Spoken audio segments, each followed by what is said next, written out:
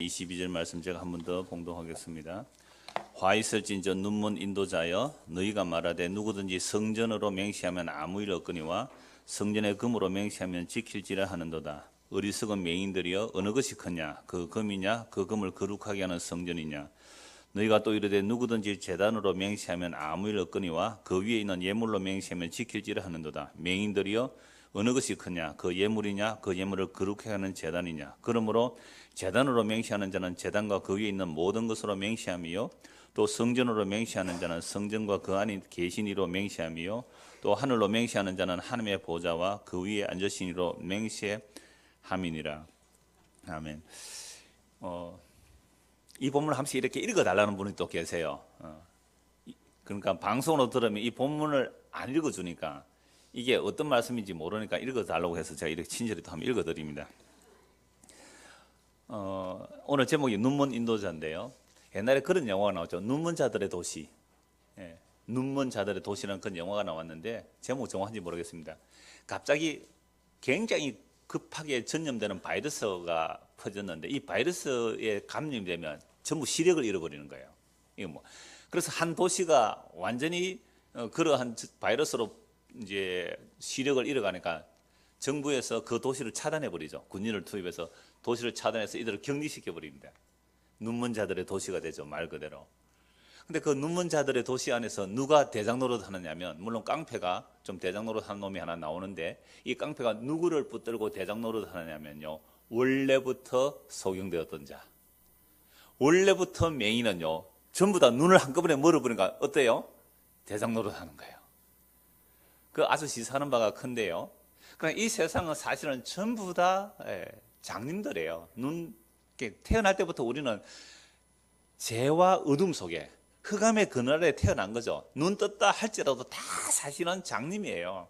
그래서 장인단체 이걸 이제 맹인이로 표현해라 그래서 이제 맹인이라고 하지만 전부 다 맹인이죠. 눈먼 자들이에요. 근데 그 중에 똑똑하다는 자도 누구예요? 눈먼 자예요. 그러니까 사실은 다 눈먼 자들의 도시죠. 그래서 이 눈먼 자들의 도시인데 지난주에 화 있을진저 두 가지를 봤단 말이죠. 그거 잠시 요약을 하고 오늘 또 말씀을 보려고 합니다. 지난주에 예수께서 화 있을진저 해당되는 사람들이 누구였습니까? 선생이라는 자, 랍비라는 자, 지도자라는 자, 심지어 아버지라고 칭함받는 그런 자들, 특히 이제 그게 서기관과 바리새인들인데 이들에게 왜 화 있을진저라고 말씀하셨습니까? 그리고 이들이 왜 평소에 존경을 받는다 그랬어요? 백성들에게? 아버지와 랍비가 시장에서 동시에 만났다면 누구에게 먼저 인사해야 돼요? 랍비에게. 왜요? 아버지는 세상살이만 가르쳐주지만 랍비는 영원한 생명의 나라를 가르쳐주기 때문에 랍비를 더 존경했다 이 말이에요. 사실 우리도 옛날에 선생님에 대한 존경은 대단했죠. 그래서 군사부 일체를 그랬잖아요. 임금님과 선생님과 아버지는 셋째라니까요. 선생님 두 번째, 랍비에 대한 그래서 선생님의 뭐도 안 받는다고요? 그림자다. 근데 사실은 이게 유교적 통치 수단의 하나였어요. 군사부일체, 근위주의였어요, 사실은. 자, 그러나 유대사회 속에서는 랍비 선생 또는 지도자, 아버지 이런 칭함을 받는 사람들은 왜 존경을 받느냐면 유대인들은요 수천 년 동안 뭘 배워왔어요? 성경을 배워왔잖아요. 그래서 영원한 생명으로 들어가는 그것을 들을 수밖에 없었잖아요. 그래서 그것을 가르쳐주는 랍비를 존경할 수밖에 없었거든요. 그래서 사람들이 이제 그들을 이제 존경을 하는데 문제는 왜 이들에게 예수님께서 화 있을진저라고 저주를 퍼부으셨냐 하면 천국에 대하여 가르쳐 줘야 할 자들이 천국 문을 사람들 앞에 딱 가로막고 자기도 들어가지 못하면서 다른 사람도 들어가지 못하게 하기 때문에 예수님께서 이들을 향하여 화 있을진저라고 말씀하신 거예요. 뿐만 아니라 이들이 전도를 열심히 했습니다. 산으로 바닷가로 열심히 전도를 해서 교인 하나를 얻으면 뭐로 만들어버려요? 배나 더 지옥 자식 만들어버립니다. 자, 이렇게 된 이유가 뭐냐를 우리가 지난주에 화 있을진저를 쭉 살펴보니까 세상에 그 화 있을진저에 해당되는 사람들이 그 서기관과 바리새인들만이 아니라 누가 화 있을진저에 해당됩니까? 우리예요. 우리는 늘 그러잖아요. 야, 저 지도자들이 가르치는 자들이 화 있을진저에 해당되고 나는 해당되지 않을 거야. 아니에요. 결국 화 있을진저 성경 전체에서 54번 나오는데 그 54번 나오는 말씀들 가운데 구약에서 몇 가지만 쭉 찾아보니까 나와 상관없는 말씀이 하나도 없다는 말이에요. 그러니까 여러분들이 설교를 들을 때 제대로 들었다면 저 말씀은 누구에게 하는 말이고 저 말씀은 누구에게 하는 말이 아니라 저 말씀이 바로 나에게 하시는 말씀이라고 들리면 그게 말씀을 바로 들은 거예요. 그래서 하나님께서 오늘도 성령을 통하여 우리에게 말씀을 이렇게 듣게 할 때 설교는 하나님의 말씀의 선포잖아요. 설교는 항상 복음의 선포예요. 이게 설득이 아니에요. 그래서 이렇게 설교자가 정말 하나님의 말씀을 선포할 때에 그 말씀이 그 사람에게 역사한다는 것은 다른 사람이 안 보여야 돼요. 지금 내가 주님과 단독자로 있어야 돼요. 뭐 한 200명이 넘는 사람이 앉아 있다고 할지라도 지금 이 말씀은 예수님과 나와 단독자로 만나져야 되는 거죠. 그러면서 주변 살필 필요가 없단 말이에요. 저 사람 좋네? 좋든지 말든지 니나 잘 들으세요. 이러면 되는 거예요. 저 사람 왜 예배 시간 늦게 들거덕거려 오느냐? 신경 끄시고 지금 내가 주님과의 관계라고 생각하시면 되는 거죠. 그게 이 단독자로 주님을 만나야 되는 거거든요. 그래서 이 화이설진지에 해당되는 모습이 바로 내라는 사실을 알게 됐다면 이걸 가지고 여유 있게 들을 수가 없단 말이에요. 그러니까 제가 이런 질문을 할게요. 오늘 우리가 예수를 믿는다 그러잖아요. 여러분 예수 왜 믿어요? 천당 가려고 예수 믿잖아요. 그죠? 천당 가려고 천국 가려고 예수 믿잖아요. 자, 그렇게 천국 간다고 이렇게 교회당으로 모였습니다. 전도도 합니다. 근데 사람들이 우리를 보고 당신이 가는 그 천국 나도 가고 싶습니다. 그렇게 말 들어본 사람 손 한번 들어보세요.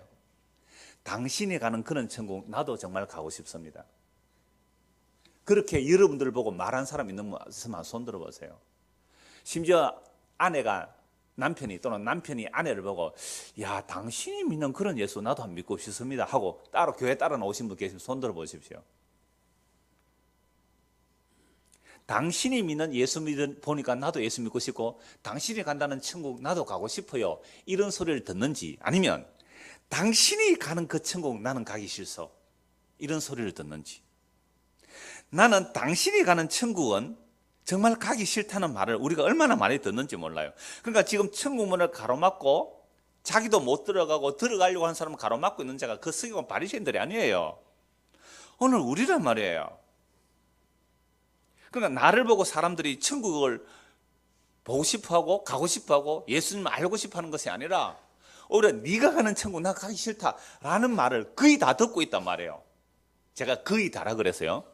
다란 그랬습니다. 이랬더니 당신은 그러면 전부 다 그렇습니까? 이렇게 질문해서 거의 다라고 했어요. 거의 다. 우리가 가로막고 있는 거예요. 저희 어머니가 먼저 교회를 나오셨어요. 물론 외할아버지가 교회를 다니셨고 어머니는 예수 믿는 집안에 왔다가 뭐 이런저런 환란을 통하여 그 교회를 나오게 되었는데요. 이제 어머니가 먼저 교회를 나오고 열심히 다녔죠. 그러니까 아버지는 한참 뒤에 나오셨어요. 아버지는 돌아가시고 어머니 계시지만 그 아버지가 교회 다니는 어머니에게 화가 나면요 이렇게 말씀하셨어요. 네가 천당은커녕 벼락박이도 못 가겠다. 이 경상도 사람이 알아듣는데 제가 방언을 통역해 드릴게요. 이게 워드플레이거든요. 천당하고 천장, 집에 천장이라는 거 워드플레이 같은 의미잖아요. 그래 천당과 천장의 개념이 비슷하기 때문에 우리나라 사람들 워드플레이 참 잘해요. 그러니까 네가 천당에 간다고 하는데 천장과 천당이 비슷한 바람이니까 너는 벼락박이란 말은 벽이란 말이에요. 천장은커녕 너는 벽에도 못 올라갈 주제다. 그런다고 네가 교회 다니냐 이 말을 들었거든요.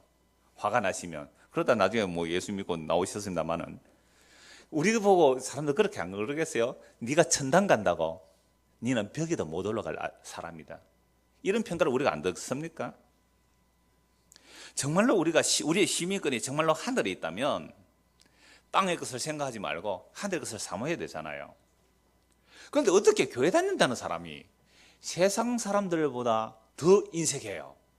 어떻게 교회 다니는 사람들이 세상 사람보다 더 세상의 것을 사랑하고 세상에 집착하고 있다면 도대체 우리 천국 시민 맞느냐 이 말이에요. 이게 세상 사람들 우리를 보고 언제 야 네가 믿는 예수는 진짜 같다.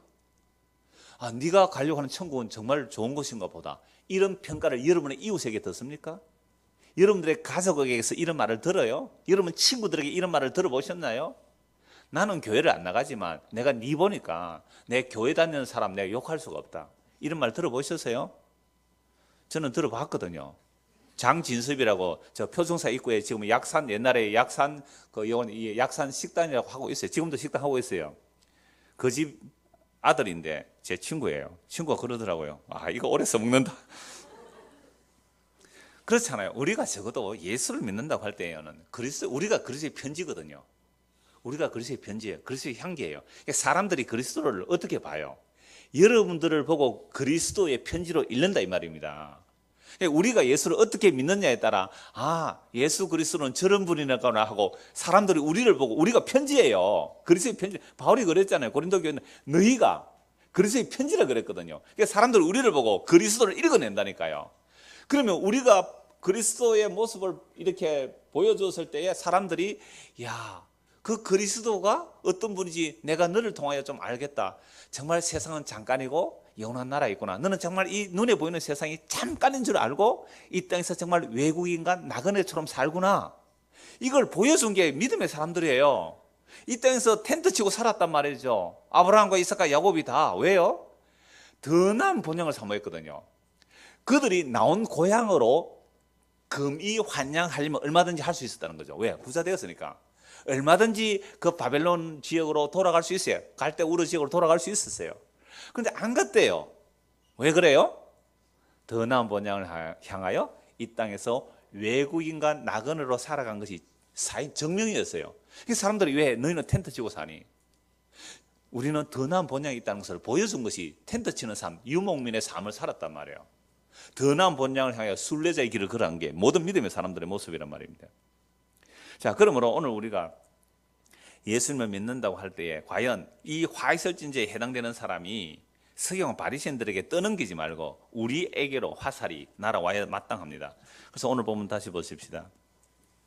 23장 16절. 화이설진저 눈먼 인도자여. 17절에서는요. 어리석은 맹인들이요. 19절에서는요. 맹인들이요. 세 번 같은 말씀이에요. 눈먼 인도자, 어리석은 맹인들. 그러니까 이 세 번이나 말씀하시면서 왜 예수님께서는 이들을 향하여 눈먼 자, 눈먼 인도자다, 맹인들이다 이렇게 책망하시는 겁니까? 우리가 지난주에도 보았습니다만 이 서기관 바리새인들이 율법을 가르친다고 하면서 천국을 가르쳐주는 선생이라고 하면서 자기도 천국 못 가고 천국 문을 가로막고 있기 때문에 예수님께서 책망하셨는데 마태복음 15장 14절에서 이렇게 말씀하셨어요. 예수님은 맹인을 인도하면 어떻게 해요? 둘 다 구덩이에 빠진다. 이 마태복음 15장의 배경이 뭐냐 하면 예수님의 제자들이 손을 안 씻고 음식을 먹은 거예요. 그런데 서기관 바리새인들은 율법만 지키는 것이 아니라 율법을 잘 지키기 위해서 장로들의 유정조차 지켰다 이 말이죠. 그럼 종교개혁이라는 것은 왜 종교개혁을 했어요? 가톨릭이 중세 천년 동안 타락을 했어요. 교황의 말이나 교회의 전통을 성경과 동등 내지는 성경보다 위에 두었어요. 교회의 전통이 뭐보다 우위라고요? 성경보다 우위예요. 그래서 교회가 성경을 해석해 버린단 말이에요. 교회가 성경을 해석한 그 성경 해석이 교황의 권위로 성경보다 위에 있게 되는 거죠. 그래서 마리아 무흠설 들어보셨죠? 마리아 성천설 다 나와요. 그러니까 이러한 교황과 교회의 전통이 성경보다 위에 있기 때문에 타락을 한 거죠. 그래서 종교개혁, 올해가 종교개혁 500주년 기념이에요. 500주년 기념. 여러분들 달력 다 보셨나요? 달력 뭐가 있습니까? 그거 좀 글자도 보고 그 그림도 하나 보셨어요? 그게 다 종교개혁 배경들이에요. 2월달인가 1월달에 그림은 존 후스 그림이에요. 이 사람 종교개혁에다가 화형당한 사람이에요. 지금도 그 체커 그 무슨 말이에요? 그 말에 가면 있어요. 그 동상이. 그러니까 종교를 한 가장 중요한 원리가 이거거든요. 오직 말씀으로. 그러니까 오직 말씀으로. 말씀이 아닌 것은 배척해낸 것이 종교개혁이에요. 말씀이 아닌 것은 배척해낸 게 종교개혁이란 말이죠. 그래서 오늘 우리가 예수를 믿는다 할 때에 과연 성경이 무엇을 말하는가, 성경이 어떤가 여기를 봐야 되죠. 그런데 이렇게 안 보면, 그러니까 이 지금 서기관과 바리새인들이요, 장로들의 유전까지 지켰단 말이에요. 율법이 아닌 장로들의 유전까지 율법과 동등된 권위로 지켰기 때문에 손을 씻으면서 음식을 먹었어요. 손 씻고 음식 먹으라는 말이 율법에는 없거든요. 근데 부정하지 말라는 말씀이 있으니까 내가 혹시 어디에 갔다가 뭔가 접촉을 했는데 여기에 부정한 짐승이 있었다가 떠나면 내가 손에 닿으면 부정하게 되니까 손을 씻고 음식을 먹었다 이 말이죠. 왜? 부정하지 말라는 것 때문에. 그렇게 철두철미하게 율법을 지킨 자들이에요. 그래서 근데 예수님은 제자들을 어떻게 해요? 손을 안 씻고 음식을 먹은 거예요. 그러니까 바리새인들이 왜 당신의 제자는 손을 안 씻고 음식을 먹느냐? 예수님께서 그 장로들의 유전과 전통을 지켰어요? 안 지켰어요? 안 지킨 거죠. 그러니까 제자들도 그냥 먹었어요. 그때 예수님 하신 말씀이 뭐예요? 씻지 않고 먹는 것이 사람을 더럽게 하는 게 아니다. 사람의 속에서 나오는 것이 사람을 더럽게 하는 것이다. 사람의 속에서 나오는 것은 살인과 간음과 도적질과 음탕함과 온갖 죄악들이 나오기 때문에 그것이 사람을 더럽게 하는 것이지 씻지 않고 손을 먹는 건 그냥 뒤로 배설될 뿐이다 라고 말씀하신 거예요. 그러면 맹인이 누구예요? 눈먼 인도자가 누구예요? 손을 씻고 음식을 먹어야 부정하지 않는다라는 이 장로들의 유전을 가르친 자들이 지금 뭐 하는 거예요? 눈먼 인도자잖아요. 예수님 어떻게 해요? 손 안 씻고 먹는다고 부정한 것이 아니다. 속에서 나오는 것이 더럽다는 말이죠. 이 말씀을 하면서 우리의 속을 들추어내버린 거죠. 그래서 눈먼 인도자, 맹인들이 무슨 일을 하느냐? 오늘 본문에서는 무슨 일을 하는 거예요? 눈먼 인도자, 맹인들이 뭘 인도해요? 16절을 보십시오. 자, 너희가 말하되 누구든지 성전으로 맹세하면 아무 일 없거니와 성전의 금으로 맹세하면 지킬지라 하는도다. 예수님 말씀하시죠? 어리석은 맹인들이요. 어느 것이 크냐? 금이냐? 그 금을 거룩하게 하는 성전이냐? 여러분 성전을 향해 내가 뭔가 맹세를 하고 내가 뭔가 서운을 한 거예요. 근데 성전을 걸고 맹세한 것을 지키지 않으면 아무 일이 없지만 성전에 있는 금으로 맹세했다면 반드시 지키라 이렇게 말했죠. 또 18절 너희가 또 이르되 누구든지 제단으로 맹세하면 아무 일 없거니와 그 위는 예물로 맹세하면 지킬지라 하는도다. 제단에는 구약시대는 다 제물을 바쳤잖아요. 짐승을 바칠 수도 있고 곡식가루를 바칠 수도 있고 제물을 바치는데 그 제단으로 맹세해서 안 지키면 별일 없지만 제단에 있는 뭘로 맹세하면요 예물로 네가 맹세했다면 반드시 지키라. 예수님 말씀하시죠? 맹인들이 어느 것이 크냐? 그 예물이냐? 그 예물을 거룩하게 하는 제단이냐? 그럼 이 서기관 바리새인들이 왜 이렇게 말했을까요? 제단을 들고 맹세하거나 성전을 가서 맹세하면 안 지키면 아무 일 없지만 제단의 예물이나 성전의 금으로 맹세하면 반드시 지키라 이렇게 말했단 말이죠. 예수님 말씀 계속 보십시다. 20절입니다. 그러므로 제단으로 맹세하는 자는 제단과 그 위에 있는 모든 것으로 맹세하며 또 성전으로 맹세하는 자는 성전과 그 안에 계신 이로 맹세하며 또 하늘로 맹세하는 자는 하나님의 보좌와 그 위에 앉으신 이로 맹세함이니라. 지금 서기관과 바리새인들은 맹세할 때에 제단이나 성전으로 맹세하는 것보다 제단의 금이나 제단의 예물로 맹세했다면 반드시 지키라. 이 말 속에 무슨 뉘앙스가 들어있어요? 무슨 뜻이 들어있는 거예요? 자, 예수님은 맹세할 때에 제단으로 성전으로 맹세한다고 하면 그 제단과 성전이라는 것은 결국 하나님의 보좌라는 거죠. 제단이나 성전이나 하나님의 보좌를 생각해야 되고 그 보좌에 앉으신 하나님을 생각해야 되는데 이 서기관과 바리새인들은 하나님을 생각한 것이 아니라 뭘 생각한 거죠? 금이나 예물에 관심이 있었죠. 우리식으로 말하면 제사보다 제밥에 마음이 간 거죠. 여러분 얼마나 배가 고팠으면 제사 지낼 때에 그 제사들에서 조상을 뭐 섬긴다 이런 의미보다 빨리 제사 지내고 뭐 하고 싶다? 밥 먹고 싶다. 왜? 배가 고팠으니까. 제사보다 제밥에 눈이 멀다 한 것처럼 서기관 바리새인들이 여러분 거룩한 하나님께 서약을 했으면 반드시 지켜야 됩니다. 여러분들이 맹세를 하면 반드시 지켜야 됩니다 라는 게 율법에 있거든요. 또 서원에서는 반드시 지키라. 함부로 맹세하지 말고 서원에도 반드시 이 말씀 다 나오잖아요. 그래서 저도 물론 그런 사람들을 많이 봤습니다. 어떤 분이 갑자기 딸이 아팠어요. 장로님이세요. 그런데 딸이 아프니까 뭐 백약이 무효예요. 병 원인도 안 나와요. 그런데 계속 딸은 아파요.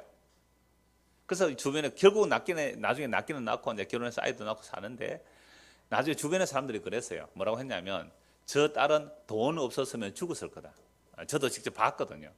정말 그렇게 힘들었는데 그럴 때에 사람들의 마음은 어떤 마음이 있어요? 기도하고 싶은 마음이 생겨요, 그냥. 그래서 누구 유명하다는 기도하는 분에게 가서 기도를 받았대. 그래서 기도를 딱 하더니 그 부인은 그때 집사님과 그랬을까요? 집사님, 혹시 서운한 게 없습니까? 혹시 서운한 게 없습니까?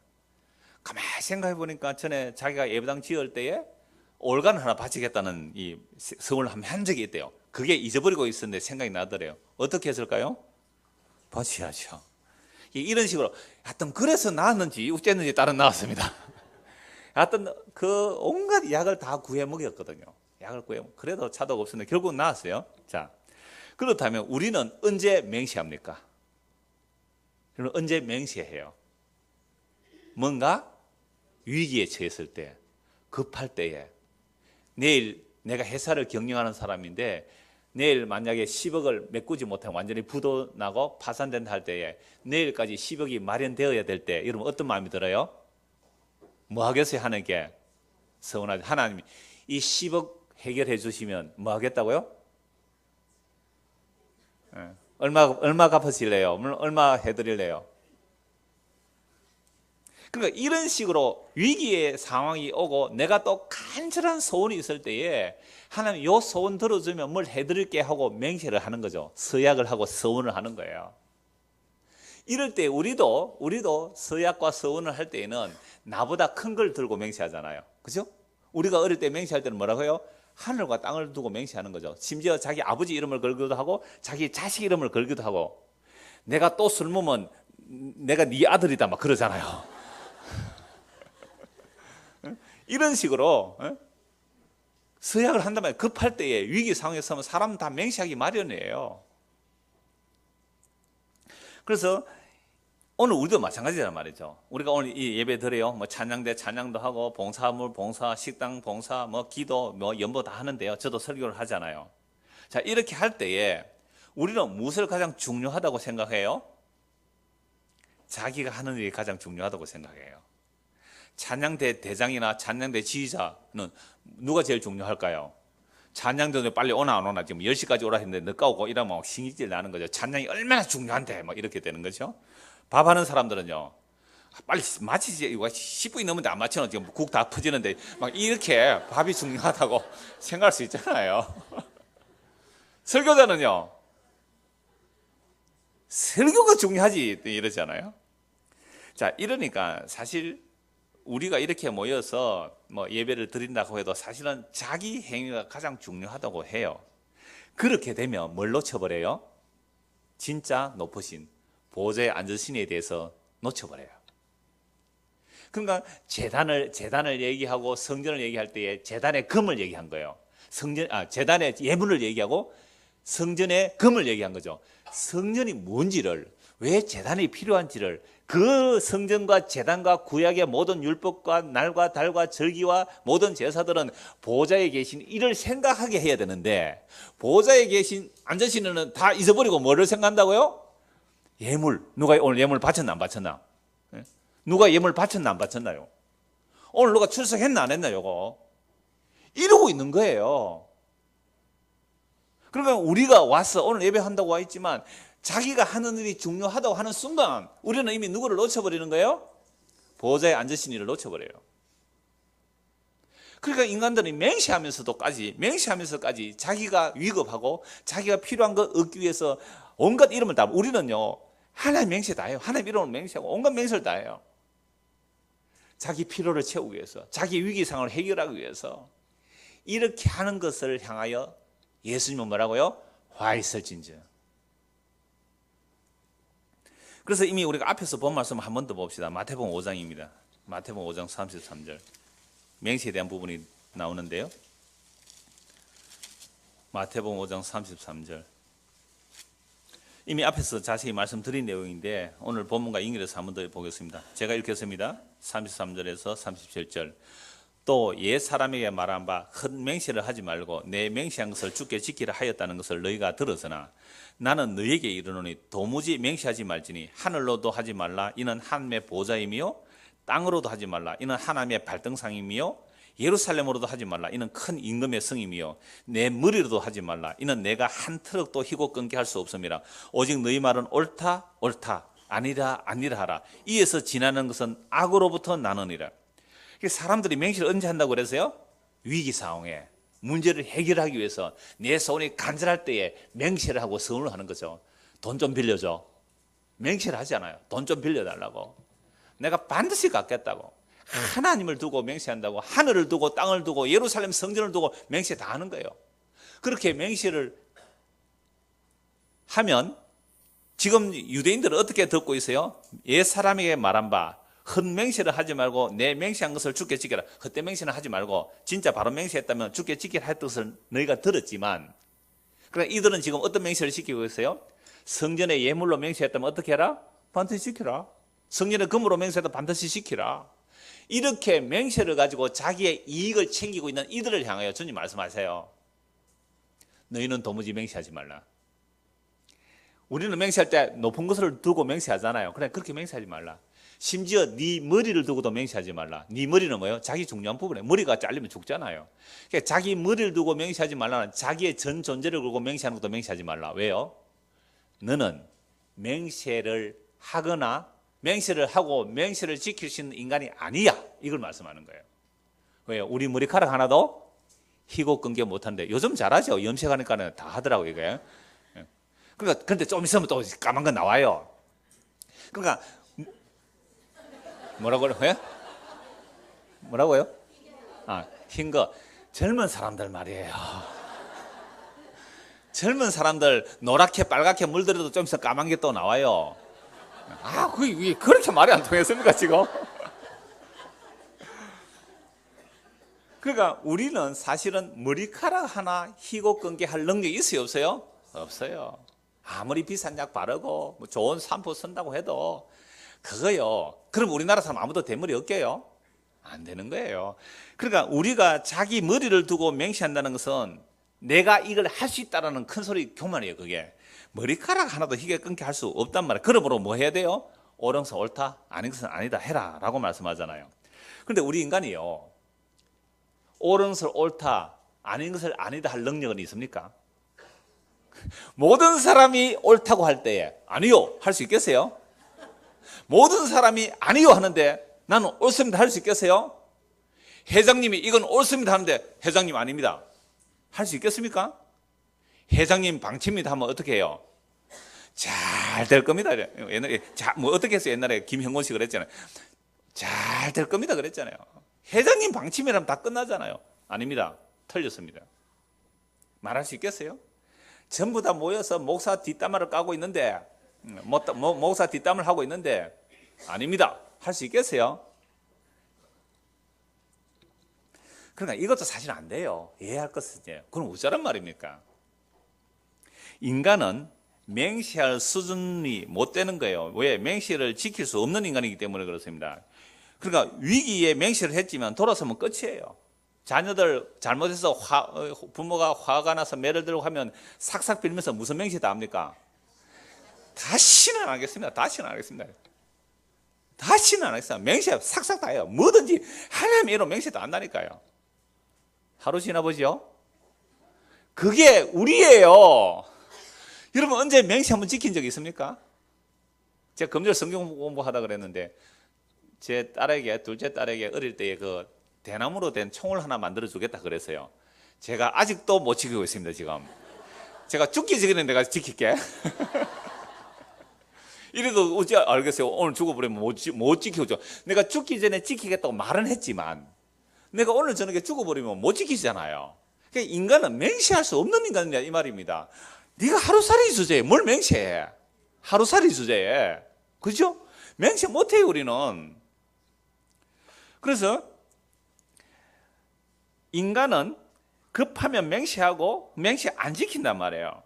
그래서 우리가 뭔가 맹세를 할 때는 정말 보좌에 앉으신 그분을 생각하는 것이 아니라 순전히 자신의 편리와 자신의 이익을 따라 맹세하더라 이 말이죠. 이렇게 하는 자들이 눈먼 인도자들이고 그 맹세를 따라 주춤주춤 따라가는 사람들, 그게 눈먼 인도자를 따라가는 맹인들이에요. 둘 다 구덩이 빠지죠. 맹세했으면 지키라고. 서운했으면 지키라고. 그래서 지금 평생을 그거 하나 때문에 눌린 사람들 얼마나 많은지 몰라요. 우리 아버지가, 우리 어머니가 나를 낳았을 때에 목사 되라고 서운했습니다. 목사님 이거 지켜야 됩니까 말아야 됩니까? 쓸데없는 소리 하지 마라. 목사 되지 마라. 그게 왜 서운했어요? 뭘 하려고요? 그런 것 때문에 눌려서 제한테 상당히 많아요. 목사님 이거 어찌해야 됩니까? 네 머리카락 하나도 희고 끈게 못하는 주제에 무슨 맹세를 했고 그 맹세를 지킬 능력이 너에게 있느냐? 그래서 오늘 교회들도 사실은 수많은 목표 실천 사항이 있을 거예요. 수많은 목표 실천 사항이 있는데 제가 어느 지역을 가면 그 지역에 또 교회당을 들어가 봐요. 그리고 주보도 하나 챙겨보죠. 그러면 연구 목표가 있고 그의 실천 사항이 있어요. 그 실천 사항들 여러분 다 아실 거예요. 주보에 보면 항상 여기 앞에 연구표 밑에 실천사항 쫙 돼 있잖아요. 성도의 실천사항. 정말 무거운 짐을 지우더라고요. 정말 무거운 짐을 지워요. 그 실천사항도 맹시한 거 아니에요. 연말에 딱 서약하게 하고 우리가 이렇게 살아갑시다 하고 맹시한 거예요. 그 맹시 지킵니까 여러분들? 근데 우리 교회 보니까 주보에 뭐 있어요 없어요 목표가? 무슨 경쟁이 없어요. 시기가 질투가 하나도 없단 말이에요. 그것이 복음으로 알고 오셨다면 잘못된 겁니다. 이 말 할 줄 알았죠 여러분들? 아무것도 안 하는 것이 복음인 줄 알고 왔다는 건 착각이에요. 우리가 맹세하고 하나님과 종교적인 거래를 할 수 없다는 것을 말씀드리는 거예요. 내가 하나님께 이것 해드릴게요 저것 해드릴게요 그러니까 하나님께 내 뭐 해주세요 이렇게 거래 자체가 안 된다는 것을 말씀하는 겁니다. 그래서 복음이라는 것은요 뭘 우리가 잘하고 안 하고의 문제가 아니에요. 복음은요 내가 그리스도와 함께 죽는 겁니다. 이제 내가 사는 것은 내가 사는 것이 아니고 내 안에 그리스도가 사는 거예요. 나의 주체성을 날마다 주의 성령께서 죽이시는 겁니다. 말씀으로 죽이는 거예요. 하나님의 말씀은 칼입니다. 하나님의 말씀은 방망이에요. 그래서 나의 주체성, 나의 자아, 방금 집사님 기도했잖아요. 정말 솔직한 기도라서 감사해요 제가. 우리 다 그렇게 살잖아요. 말씀을 들을 때는 그래 그렇지 그렇게 가야지 하는데 돌아서면 역시나 우리는 세상에서 성공하기를 원하고 월급 많이 받기를 원하고 칭찬 인정받기를 원하는 삶을 산단 말이에요. 그래서 우리가 예수님을 믿는다고 하면서 아까 기도할 때 그 얘기 했잖아요. 예수님을 나의 배경을 삼고 싶었잖아요. 예수님을 나의 스폰서로 삼고 싶었어요. 필요할 때 도움을 주는 분으로 삼고 싶었지 내가 그리스도 앞에 죽고 그리스도가 나의 주인으로 사는 그런 신앙을 안 했다 이 말이죠. 그래서 우리는 언제나 맹세를 하든 뭘 하든지 종교생활을 하든지 기도를 하든지 내 몸과 마음이 편한 것을 선택한 거예요. 그런데 복음은 우리를 십자가에서 그리스도와 함께 죽이시고 실제로 이 역사에서 죽여가는 과정입니다. 그러니까 묵시적으로는 십자가에 다 죽었어요. 이미 완성하셔서 단번에 영원히 온전케 하셨어요. 우리를 어디서? 십자가로. 그러니까 그게 죽어야 완성이에요. 성도는 이때에서 죽는 것이 완성이 되는데 그래서 지금 이후로 그리스도 안에서 죽는 자들은 복이 있도다. 죽음 두 종류뿐이에요. 하나님의 약속 안에서 죽는지 약속 밖에서 죽는지 예수님 안에서 죽는지 예수님 밖에서 죽는지 십자가 안에서 죽는지 십자가 밖에서 죽는지 딱 두 종류뿐이에요. 그래서 십자가에서 죽는 자는 복이 있도다. 십자가에서 죽는 자는 말은 십자가에서 그런 함께 내가 죽은 것을 확인당해 가면서 사는 삶. 내가 십자가에서 죽었구나 확인당해 가면서 사는 삶. 그러니까 여러분들이 어떤 환난이나 또는 뭐 갑자기 몸에 질병이 왔을 때에 아이고 내가 이게 뭘 잘못해서 이런 일이 일어났지 하나님 살려만 주시면 뭘 해드리겠습니다 하고 서원하고 맹세한다는 것은 아직도 종교꾼이에요. 그런데 그런 일이 딱 닥쳤을 때 내가 그리스도와 함께 죽었지. 아 그렇구나. 그래서 주님은 그걸 확인하기 위해서 나에게 이런 환난을 주셨구나. 주여 감사합니다. 신자예요. 맹세에서 위기를 탈출하기 위해서 온갖 맹세를 다하고 온갖 서원을 다하고 살아남으려고 바동바동하는 자는 아직도 그리스도와 함께 죽은 것이 뭔지를 모르는 거예요. 그래서 성도에게만 하나님께서는 자기 택한 백성에게서만 십자가에서 함께 죽은 것을 이 역사 속에서 실제로 죽여 가시는 겁니다. 자아의 죽음이에요. 자존심의 죽음이에요. 내 주체의 죽음이에요. 내가 하는 나의 이름의 죽음이에요. 그걸 누가 믿고 따라올 자가 어디에 있겠습니까? 우리는 스스로 이런 쪽으로 올 사람이 아닙니다.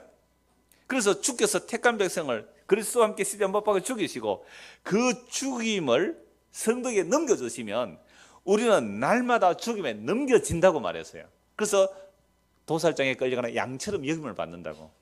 이게 성도가 가는 길이에요. 그런데 뭘 우리가 하나님께 맹세해서 뭘 이걸 드리고 해서 하나님께 잘 보여가지고 내가 뭐 이 세상에서 다른 사람보다 더 특혜를 받고 세상에서 더 복을 받는 그런 식의 믿음은 가짜예요. 성경을 그래서 보잔 말이에요.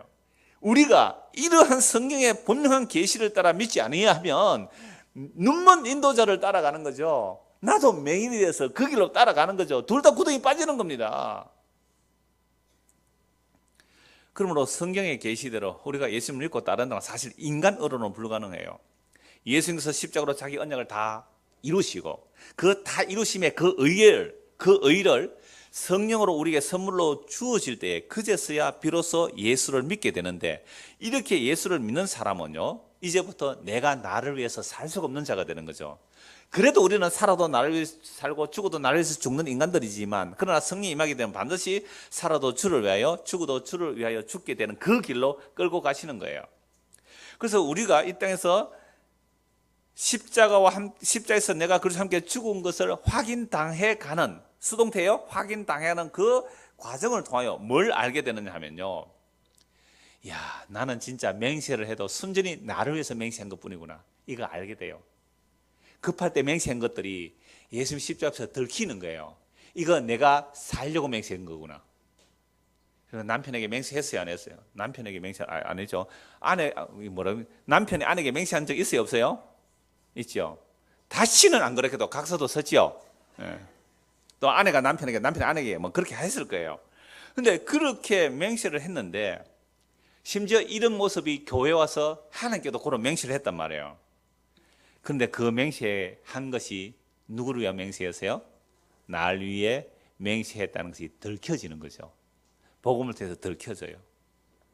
자, 이런 자들은 이렇게 들켜지면 뭘 믿게 되느냐 하면, 나는 나의 맹세를 믿을 수가 없고 하나님께서 약속하신 것을 하나님께서 이루어내십니다 라는 그 사실을 믿을 수밖에 없게 됩니다.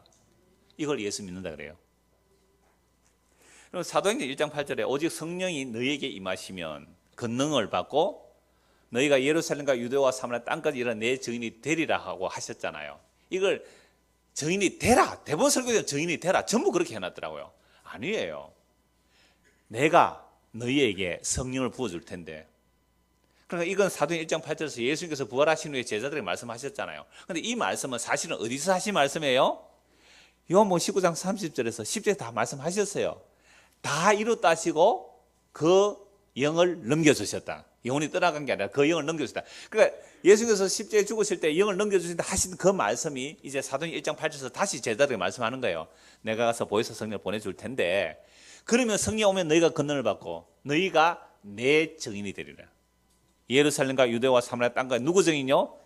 예수님의 증인 되는 거죠. 그래서 증인이라는 것은 예수님의 증인 되는 것이 자기 자랑하는 사람 아니에요. 자기 비전 꿈 얘기하는 사람이 아니에요. 예수님을 증인해야 되죠. 그게 눈뜬 자예요.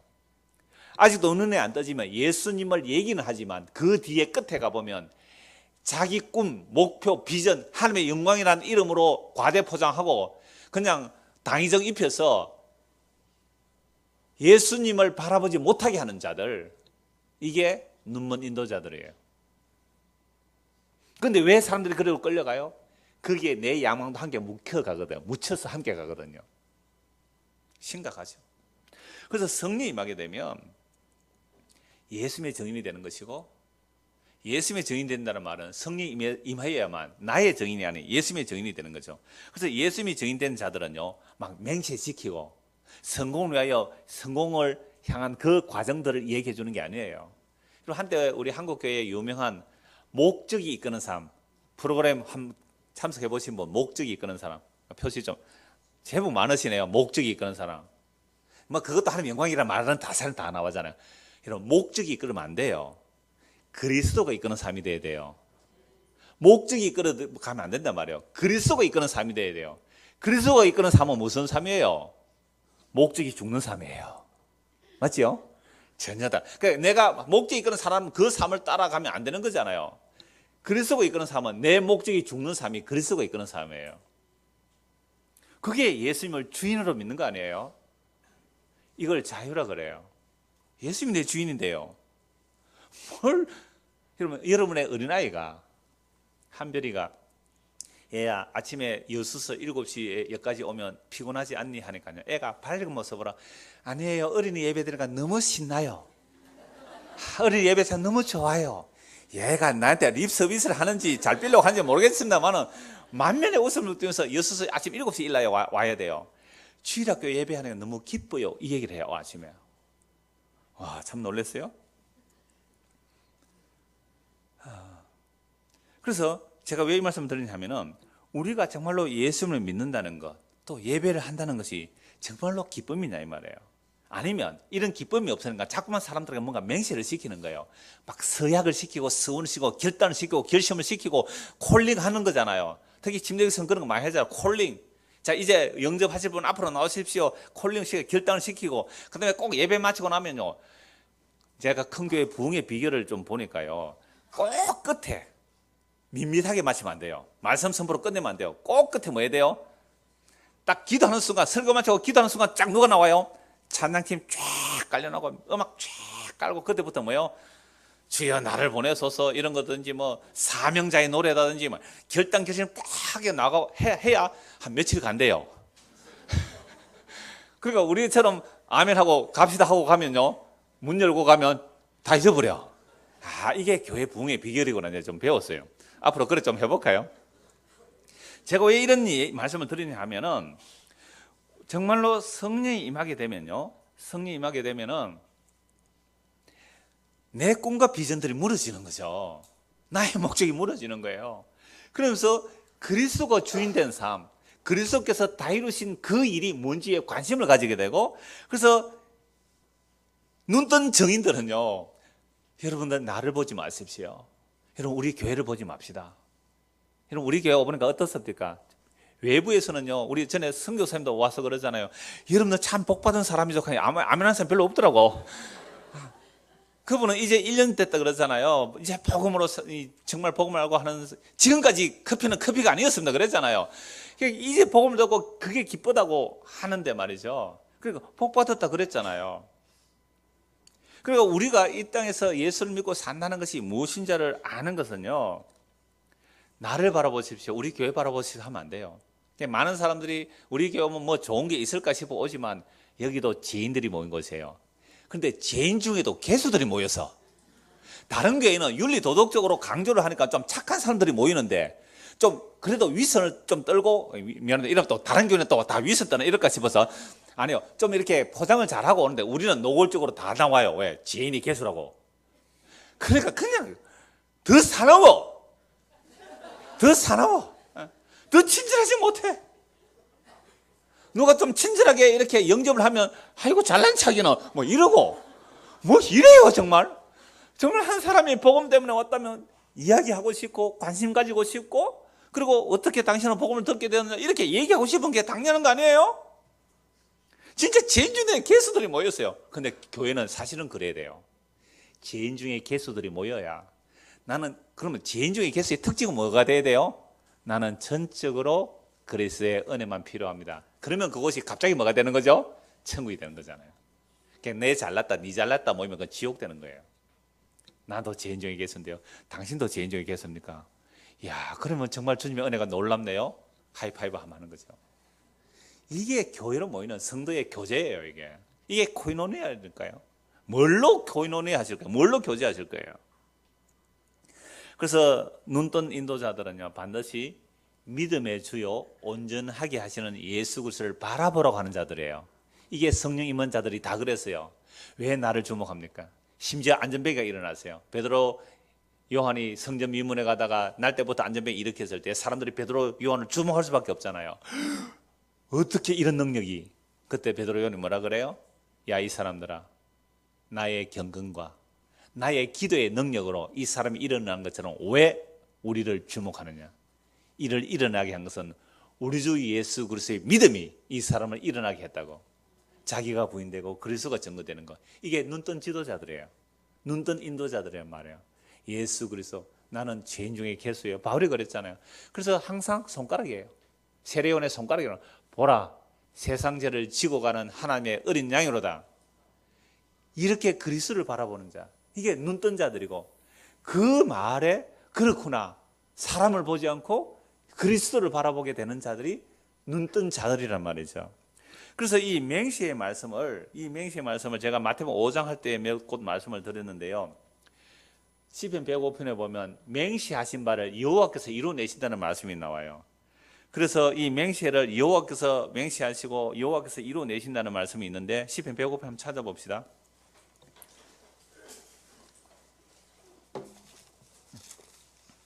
시편 105편 7절입니다.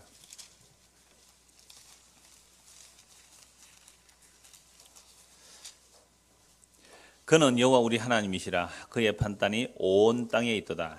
그는 그의 언약 곧 천대에 걸쳐 명령하신 말씀을 영원히 기억하셨으니 이것은 아브라함과 맺은 언약이고 이삭이 하신 맹세이며 야곱에 세우신 율례 곧 이스라엘에 하신 영원한 언약이라. 자, 아브라함에게 맺은 뭐예요? 언약. 이삭이 하신 맹세, 야곱에 세운 율례. 그러면 언약, 맹세, 율례가 다 무슨 말이에요? 같은 말. 예. 그러니까 여호와께서 맹세하시고 율례, 아브라함에게 일방적으로 하나님께서 불러서 언약을 맺으시잖아요. 아브라함이 언약 파트너로 불렀지만 아브라함은 자고 있었어요. 하나님만 언약을 체결했다면 베리트, 언약은 쪼갠다는 거죠. 짐승이 쪼개짐으로 언약을 목숨 걸고 하는 언약이에요. 모든 언약은 피 흘림의 언약이죠. 피 흘리면 목숨을 거는 언약이죠. 그런데 하나님께서 아브라함에게 자기 생명을 걸고 언약하신 거예요. 그래서 그 언약이 어떤 언약이라고요? 8절에 그는 그의 언약 곧 천대에 걸쳐 명령하신 말씀을 영원히 기억하셨으니 이것은 아브라함과 맺은 언약이고 이삭이 하신 맹세이며 야곱에 세운 율례 곧 이스라엘에 하신 영원한 언약이라. 아브라함, 이삭, 야곱이 주신 언약은 두 가지요. 시와 땅이에요. 시와 땅. 그로 인해 천한 만민이 복을 받는다는 약속. 그러면 시와 땅인데 그 시와 땅이 없는 아브라함을 불렀잖아요. 시도 없는 아브라함을 부르시고 땅 한 평 없는 아브라함을 불러셔서 약속의 땅을 약속하시고 그 땅을 아브라함에 약속하시고 무려 400년 뒤에 출애굽시켜서 약속의 땅에 넣어 놓잖아요. 그래서 11절 이르시기를 내가 가나안 땅을 네게 주어 너희에게 할당한 소유가 되게 하리라 하셨도다. 하나님의 언약 하나님이 지켜내세요. 그럼 이스라엘 백성은 순종해서 약속의 땅에 들어갑니까? 아니에요. 홍해 애굽에서 불순종, 광야 40년 불순종, 사사시대 지멋대로 살고 왕들의 시대도 불순종. 그래서 나라 망해버리잖아요. 그럼 어떻게 하나님의 약속의 나라에 들어갈까요? 하나님의 약속을 하나님이 이루어내심으로. 그래서 우리 보고 뭐 하지 말라고요? 맹세하지 말라. 너는 맹세할 능력도 없고 맹세를 지킬 자격도 없다고요. 히브리서 6장입니다. 네, 히브리서 말씀 보고 요한계시록까지 보고 말씀을 좀 마무리해야 되겠네요. 히브리서 6장 13절.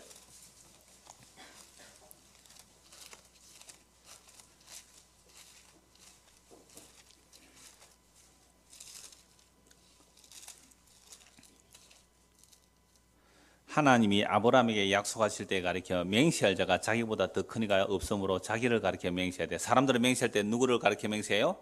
자기보다 큰 거. 그래서 성전과 제단으로 맹세한다는 것은 누구로 향해 맹세하는 거죠?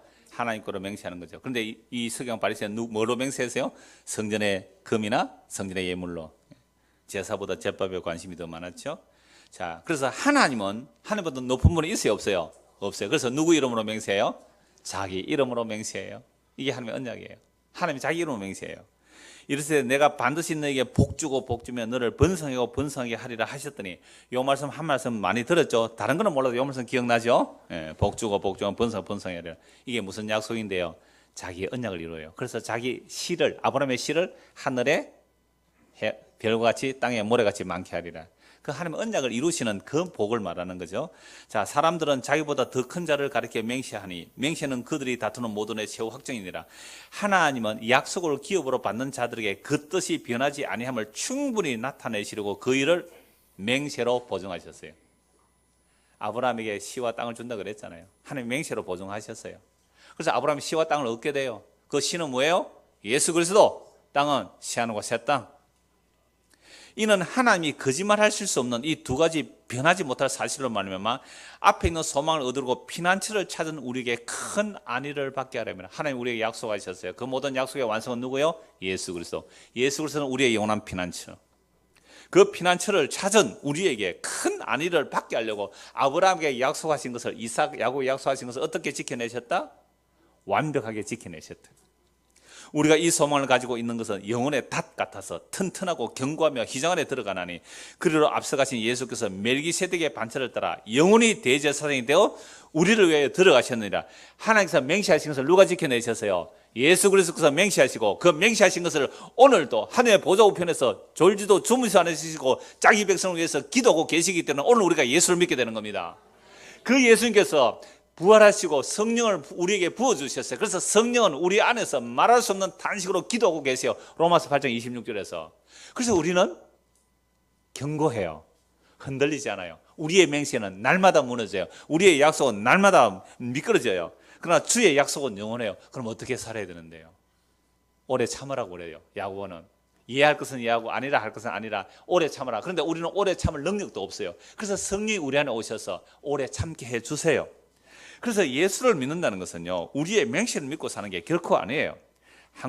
두 곳만 보고 말씀 마무리할게요. 요한계시록 10장 보십시오. 요한계시록 10장. 하나님의 맹세를 어떻게 이루어내시는가, 얼마나 놀라운 말씀인지. 10장 5절.